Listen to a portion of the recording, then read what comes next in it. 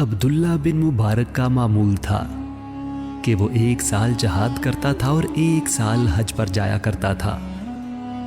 اس نے اپنی زندگی کے 50 برس یہی معمول بنائے رکھا۔ 1 سال حج کے ارادے سے کوفے آیا۔ اس کے پاس 500 دینار تھے۔ اس کا ارادہ تھا کہ سفر کے لیے اونٹ اور دیگر ضروری اشیاء کوفہ سے ہی خرید کر حج کے لیے نکل جائے۔ ایک گلی سے گزر رہا تھا، کوڑے کرکٹ کے ڈھیر پر دیکھا ایک عورت منہ پر نقاب ڈالے ایک مردہ بطخ کو صاف کر رہی ہے۔ عبداللہ بن مبارک نے آگے بڑھ کر کہا، اے کنیز خدا، کیا تو مسلمان نہیں ہے؟ عورت نے کہا، مسلمان ہوں۔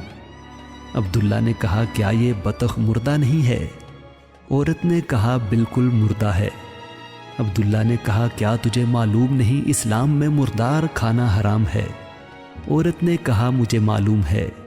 عبداللہ نے کہا، جب تمہیں معلوم ہے تو پھر اس کو صاف کس لیے کر رہی ہو؟ عورت نے کہا، شاید تجھے یہ معلوم نہیں کہ مردار کھانا اس وقت حلال ہو جاتا ہے جب حلال نہ مل سکے۔ اے مرد خدا، یہ آپ کے لیے حرام ہوگی پر آج میرے لیے حلال ہے۔ عبداللہ نے کہا، بی بی آپ کون ہو؟ عورت نے کہا، بندہ خدا، آپ اپنا کام کریں اور مجھے اپنا کام کرنے دیں۔ عبداللہ نے کہا، آپ مجھے بتائیں تو صحیح بات کیا ہے؟ میں حج پر جا رہا ہوں، شاید میں آپ کی کچھ مدد کر سکوں۔ عورت نے کہا، حج سے فراغت کے بعد مدینہ بھی جاؤ گے؟ عبداللہ نے کہا، ضرور جاؤں گا۔ عورت نے کہا، نبی اکرم کی زیارت بھی کرو گے؟ عبداللہ نے کہا، ہر سال کرتا ہوں، اب کے سال بھی کروں گا۔ عورت نے کہا، جب رسول کی زیارت کرو تو میرا سلام عرض کر کے میری موجودہ حالت بتانا اور کہنا آپ کی اولاد کے لیے اب حرام بھی حلال ہو چکا ہے۔ عبداللہ نے کہا، بی بی آپ مجھے کچھ بتائیں کہ آپ کون ہیں اور حالات اس نوبت تک کیسے آپ پہنچے ہیں؟ عورت نے کہا، میں اولاد علی و فاطمہ ہوں، ذریت رسول ہوں۔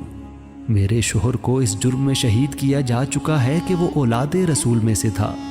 میری 4 کمسن بچیاں ہیں جو آج 4تھا دن ہے فاقے سے ہیں۔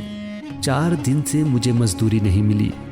جو لوگ مجھے جانتے ہیں اب وہ حکومت وقت کے خوف سے مزدوری بھی نہیں دیتے۔ بچیاں آج بھوک سے بلک رہی تھی، انہیں بہلا کر گھر سے نکلی ہوں۔ 1-2 گھروں میں مزدوری کی خاطر گئی، انہوں نے گھر میں داخل ہی نہیں ہونے دیا۔ مایوس ہو کر واپس آ رہی تھی کہ کوڑا کرکٹ کے ڈھیر پر مردہ بطخ دیکھ لی۔ اسے صاف کرنے بیٹھ گئی ہوں، اسے لے جاؤں گی، پکا کر بچیوں کو کھلاؤں گی۔ عبداللہ کہتا ہے، میں نے دل میں اپنے آپ کو ملامت کی اور اپنے آپ سے کہا، آل رسول کے پاس تو کھانے کو نہیں ہے اور ہم کس منہ سے زیارت رسول کریں گے؟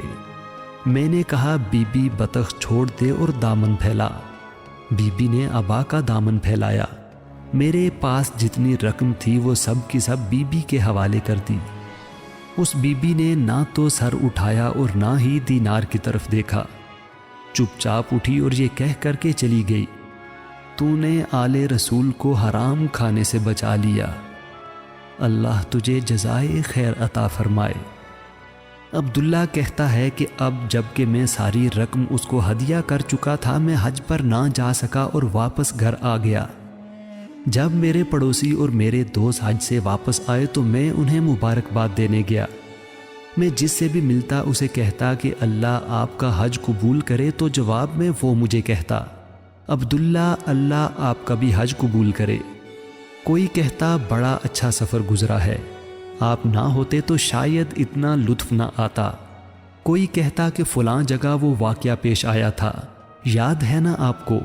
عبداللہ کہتے ہیں کہ میں یہ باتیں سن سن کر پریشان ہو گیا۔